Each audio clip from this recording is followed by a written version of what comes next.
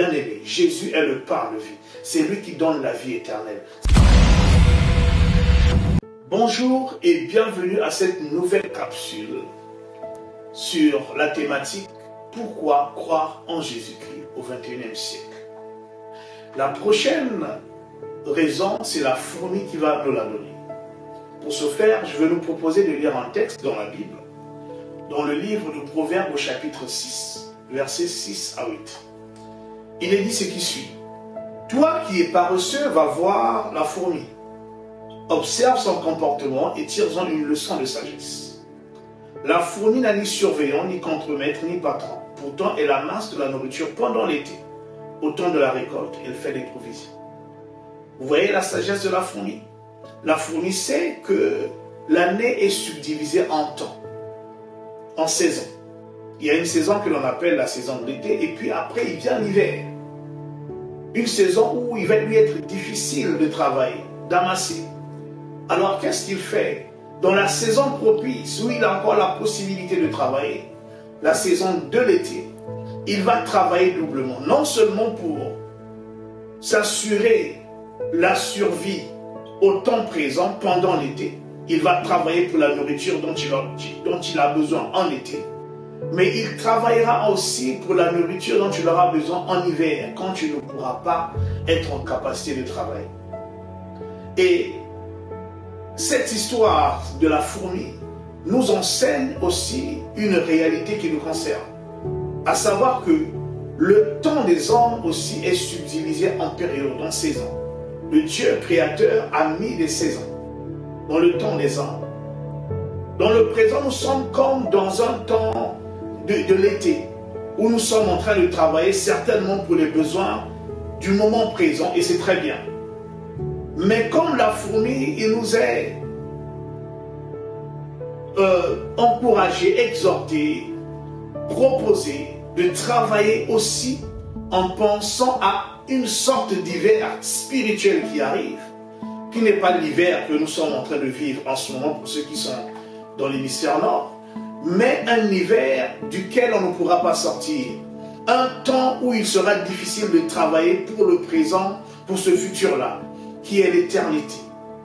L'éternité est un temps où la destinée des uns et des autres dépendra du jugement que l'on recevra, parce qu'il y a un jugement qui vient dans le monde.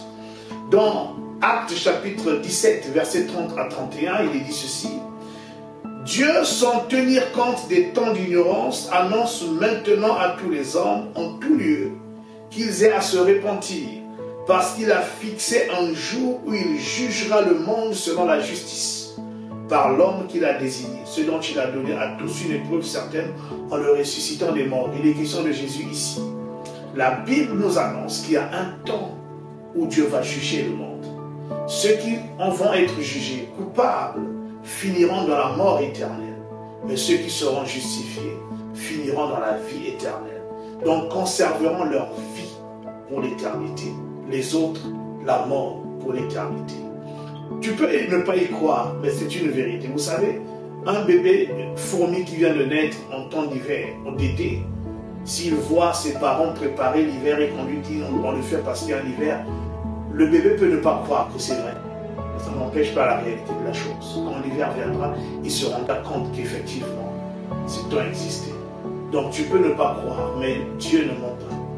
Si Dieu dit qu'il y a un temps de jugement qui arrive, il y a une éternité qu'il faut préparer maintenant, il vaut mieux le faire. Alors comment faire pour la préparer? Exactement comme ce que la fourmi a fait. La fourmi a préparé une nourriture pour subsister dans le temps de l'hiver. Dans la Bible, Jésus, dans Jean 6, au verset 26 et 27, nous enseigne aussi que nous avons à faire de même. Nous devons travailler pour préparer une nourriture, comme la fourmi. Il dit ce qui suit dans Jean 6, 26 à 27. Jésus leur répondit, en vérité, je vous le dis, vous me cherchez non parce que vous avez vu des miracles, mais parce que vous avez mangé des pains et que vous avez été rassasiés. Ça, c'est au temps présent. Mais la nourriture de l'éternité, il dit, travaillez non pour la nourriture qui périt, mais pour celle qui subsiste pour la vie éternelle, et que le Fils de l'homme vous donnera, car c'est lui que le Père, que Dieu a marqué de son sceau. Cette nourriture, c'est Jésus qui nous la donne. Mais quelle est cette nourriture avec laquelle nous devons aussi entrer dans l'éternité, comme la fourmi entre en hiver avec une nourriture pour sa survie? Au verset 51, Jésus répond lui-même, il dit, « Je suis le pain vivant qui est descendu du ciel. Si quelqu'un mange de ce pain, il vivra éternellement. » Bien-aimé, Jésus est le pain de vie. C'est lui qui donne la vie éternelle. C'est lui qui t'assure la vie pour l'éternité. Alors assure-toi, comme la fourmi qui entre en hiver avec une provision préparée, assure-toi d'entrer dans l'éternité en ayant avec toi dans ton cœur Jésus-Christ. Et cela se fait par la foi en lui. Il a dit que celui qui croit en lui vivra quand bien même il sera mort. Parce qu'il y a l'espérance de la résurrection. Alors aujourd'hui, si tu n'as pas encore reçu Christ dans ton cœur, il est temps de te tourner vers lui dans la prière. Et certainement, si tu l'ouvres sans ton cœur, il rentrera dans ton cœur et ton éternité sera assurée. C'était le pasteur Pavé et je vous donne rendez-vous à notre prochaine capsule.